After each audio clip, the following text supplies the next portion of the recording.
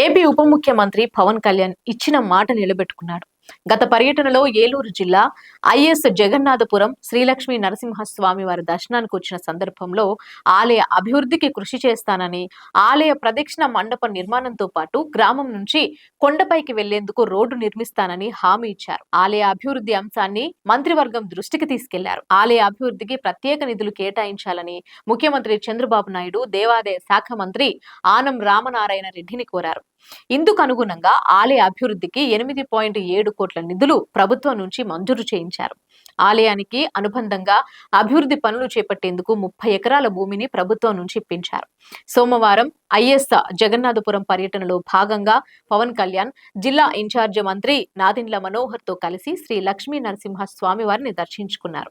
అనంతరం 3.5 కోట్ల దేవాదాయ శాఖ నిధులతో ఆలయ ప్రాంగణంలో నిర్మించనున్న ప్రదక్షిణ మండపానికి 3.7 కోట్ల పంచాయతీరాజ్ రోడ్ అసెట్స్ నిధులతో ఐఎస్ జగన్నాథపురం గ్రామం నుంచి ఆలయానికి వెళ్లేందుకు నూతన రహదారి నిర్మాణానికి శంకుస్థాపన చేసి శిలాఫలకాలు ఆవిష్కరించారు పవన్ కళ్యాణ్. దీంతో పాటు ఇప్పటికే R&B శాఖ సాయంతో పొంగుటూరు లక్కవరం మధ్య గోతులమయంగా ఉన్న రహదారికి 1.5 కోట్లతో మరమ్మతులు చేయించారు. ఏలూరు జిల్లా పర్యటనలో భాగంగా ఈ రహదారిని పరిశీలించారు. 30 ఎకరాల భూమి పత్రాలు ఆలయ అధికారులకు అందజేసి దశాబ్దాల చరిత్ర కలిగిన శ్రీ లక్ష్మీ నరసింహస్వామి ఆలయాన్ని అభివృద్ధి చేసే దిశగా కూటమి ప్రభుత్వం అడుగులు వేస్తోంది. పవన్ కళ్యాణ్ గత పర్యటన సందర్భంగా ఆలయ పరిసరాల్లో అభివృద్ధి పనులు చేపట్టేందుకు ప్రభుత్వం నుంచి భూమి ఇప్పిస్తానని మాటిచ్చారు. ఇచ్చిన మాట ప్రకారం 30 ఎకరాల భూ కేటాయింపుకి సంబంధించిన పత్రాలు సోమవారం పవన్ కళ్యాణ్ గారు ఆలయ అధికారులకు అందజేశారు.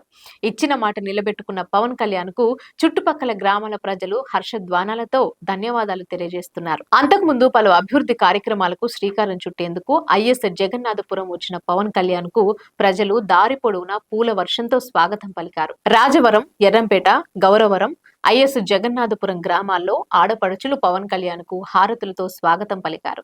ఈ సందర్భంగా పలువురు తమ సమస్యలను తెలియజేసేందుకు ముందుకు రాగా వారి వద్దకెళ్లి వినతి పత్రాలు స్వీకరించి వివరాలు తెలుసుకున్నారు. తిరుగు ప్రయాణంలో పొలాల్లో పని చేసుకుంటున్న కూలీలను ఆప్యాయంగా పలకరించి వారితో ఫోటోలు దిగారు పవన్ కళ్యాణ్.